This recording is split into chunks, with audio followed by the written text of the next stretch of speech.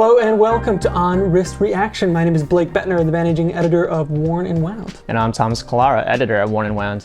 We are taking a look at 3 watches that are kind of new to us in some way or another, and we are offering you our kind of first offhand reactions to them. We've got 3 really interesting watches today that I'm excited to talk about.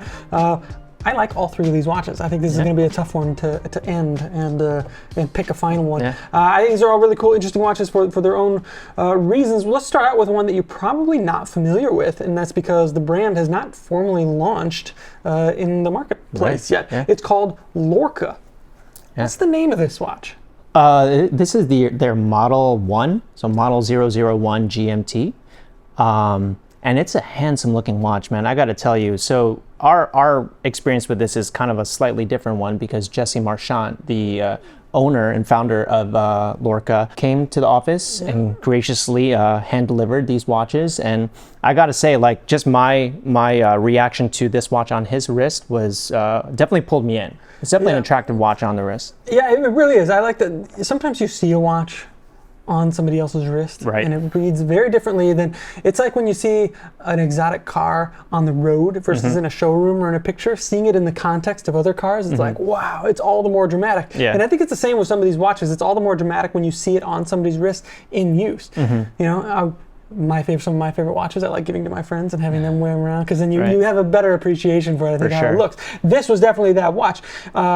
Jesse, lovely guy. He's a local to where we are here in Brooklyn. Musician. And he brought stylish fellow. Stylish fellow, yes. And you can tell from the watch. It brings, it's subtle, but it's got some style here that I really enjoy. There's a hint of kind of Art Deco. I get the feeling of being in like a high-end bar, drinking like a nice martini when I look at this watch, but it doesn't go overboard, right? It's like just enough. There's a nice balance. It doesn't look like it's trying to be throwback or anything, but it's got a definite deco couture vibe to it that I really enjoy. And this isn't the only dial. No, they do have a silver champagne dial variation, which is kind of cool in its own right, but you know, I lean towards this one. You can kind of, you know, like there's different cues about this watch. I guess that kind of like pulled me in. I mean, first off, it's a bracelet, and kind of like how the kind of end link design with the kind of the 2 smaller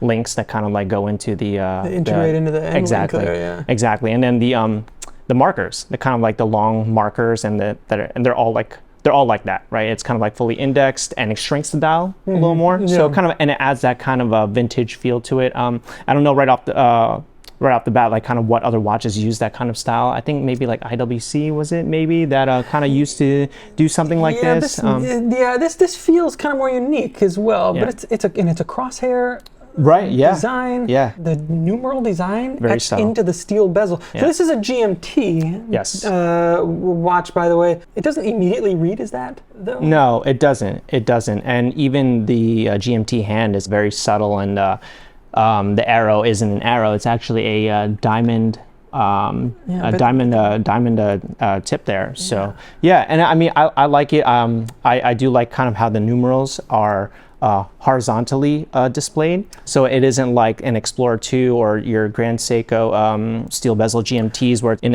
it's displayed radially.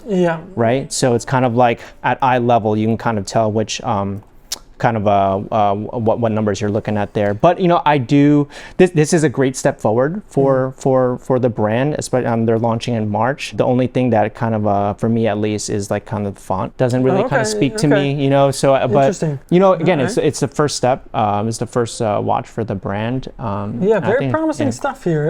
Everything seems pretty well considered. Even the box and packaging has like it's like a wedding band from the 50s would come in a box like this or something. And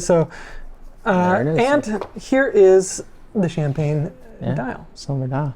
So, and I think we've got to mention the case size, right? What is how big is this? So the case size here is a 36 millimeter GMT, which is something that you don't really see often, if that, right? So it's kind of packages everything nicely into this like vintage style watch, from the bracelet to the markers to the case size. I mean, this is just a pretty like handsome piece from from the brand, and a solid first offering. $17.25 is the pre-order for this watch.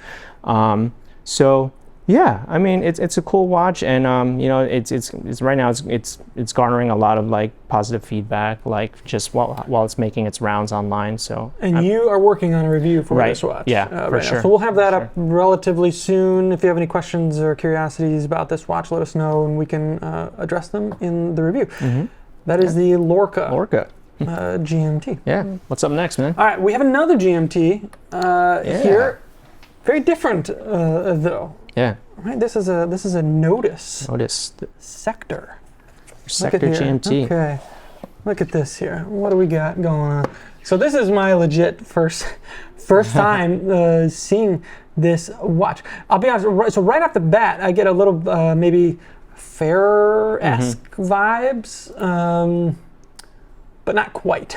Right. Fairer. So it looks like the ray hot here is split into different colors to track. I guess there are no 24-hour markings there. Those are all relegated to the inner portion of the dial, and there's a very short 24-hour hand here, and then of course a date at 6 o'clock. So.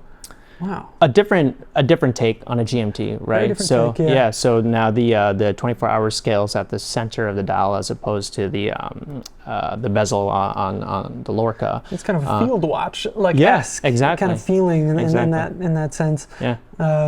Also very kind of small and tidy. It feels a bit taller than the Lorca for sure. Yeah. Yeah.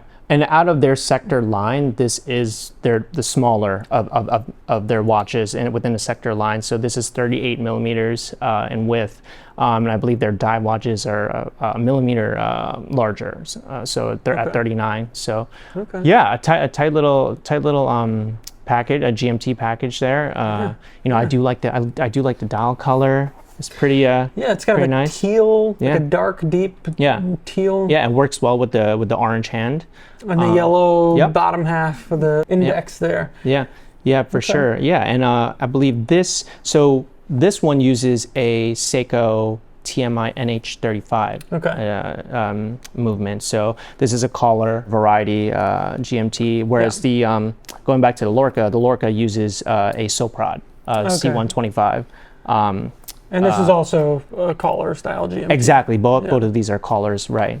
So pretty cool. So yeah, and I think this is just a trend that we're going to continue to see within this year as well. And I think we're off to a strong start there with the Sector GMT and also the Lorca GMT. Yeah, very interesting. So do you know the price point on this? This one is $425 or $450, so around there. So kind of a different price realm than the Lorca a bit. Kind of comes through in the hand a little bit, but still a great price for this watch. I like the squared off hour and minute hand as well. It's got some style there. With the kind of oversized hour numerals that are done in modern and sans serif font. Right.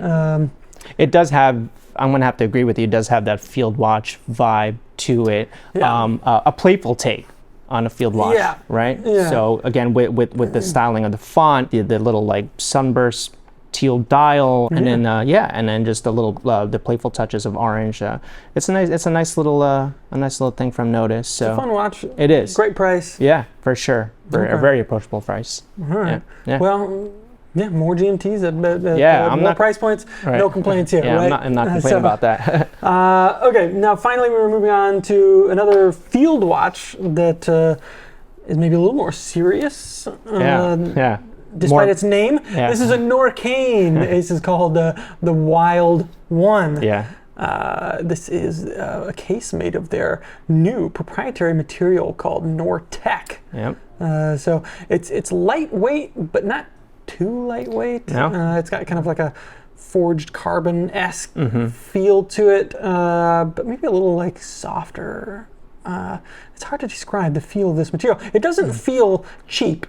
No, I will say there are some watches that are forged composites or something like that have a plasticky feel, if we're being honest. This just doesn't really have that. It's got a few other pretty unique features. You can see it's kind of like a multi-part case design that's all screwed together through these screws in the lug right there to like match the slope of the lug instead of kind of being sunken into there. So it's kind of a nice detail. This, of course, is using a kinesi movement, the likes of which you'd find in Tudor and Chanel and Fortis and some other places. This is a dateless, time-only watch, and the dial is pretty wild. So this is like an etched logo like pattern of theirs that they put into the dial with but it's not like you're looking at a base plate of a movement underneath it though. So it's just kind of like a layer. Yeah. I don't know how I feel about this pattern. It's certainly interesting, but I would love to see this watch with just like a flat matte black dial. I think would be pretty cool. Yeah.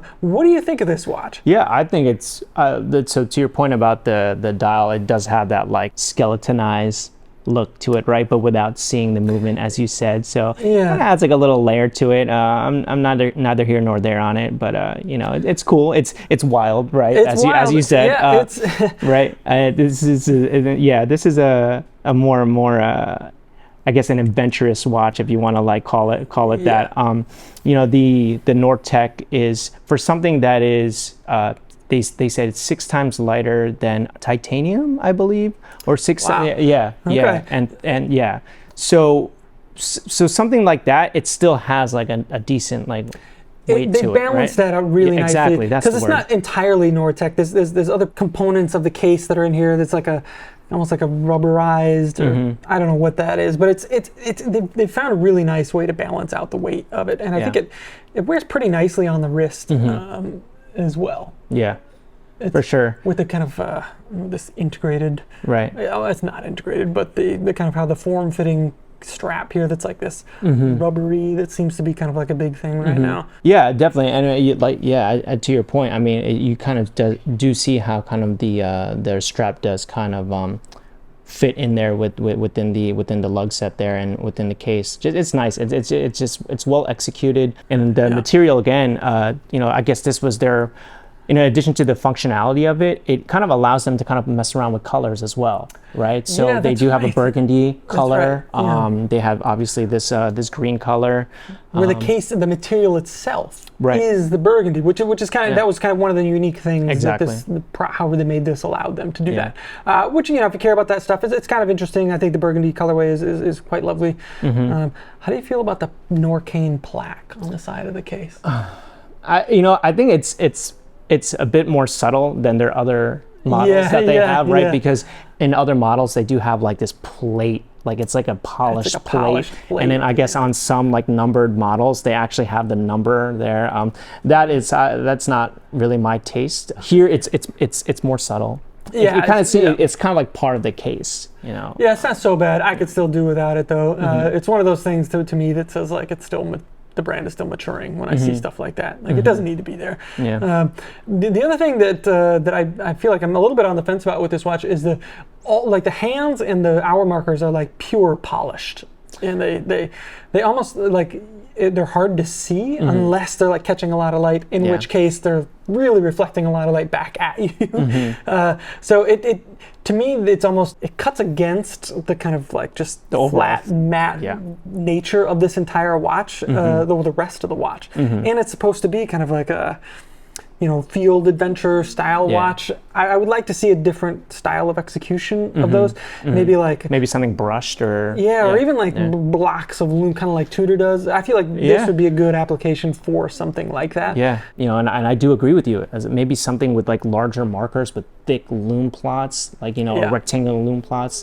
That would look nice. Yeah, because when I think of like functional field watch, I think of like really strong loom, nothing that's really calling that much attention to itself. And in the right light, all I see is those hour markers and those hands, you know, the polish kind of shining back at me. And it doesn't look like there's that much loom anywhere on the dial here. No, it kind of just looks like they're just the plots there towards the end. Yeah, just the plots. We'll cut in with a shot of the loom right now. Yeah, right. So there you have it. Okay, so this is the Norqain Wild One. Again, we will have a review, a full-fledged review of this watch coming soon with much more details. What are you taking here, Samus? Man, you're gonna put me on the spot here. You know what? I've just been long on record as trying to, introduce a GMT into my collection. I think the Sector GMT from Nodus and the Model 001 from Lorca are just two different offerings in the GMT space. I think just for size purposes, I'm gonna go with the Lorca. I mean, it's a 36mm GMT. You really don't see that around. I think no matter how much you search, you're not gonna find something like this. And I think it takes everything, like all the things I look for in a GMT watch. It kind of does that well here. So how about you? Yeah, I'm with you. I really enjoy all three of these watches. Legitimately, this really strikes me as something unique and lovely. I'm assuming you would take the black dial. Right. I would take the champagne dial. There you go. Well, there's one for both of us. And then we could go out and get our fancy cocktails. Right. At Death and Company in Manhattan here, right after. So there you go. We'll have more on all three of these watches. Thank you for tuning in. What is this, episode 10? Episode 10. On we made it. Reaction. Double digits. If you enjoy this content, please be sure to like, share, and subscribe. What did they say? Smash the button. Whatever you want to do is fine with us. Thanks for tuning in, and until next time, take care.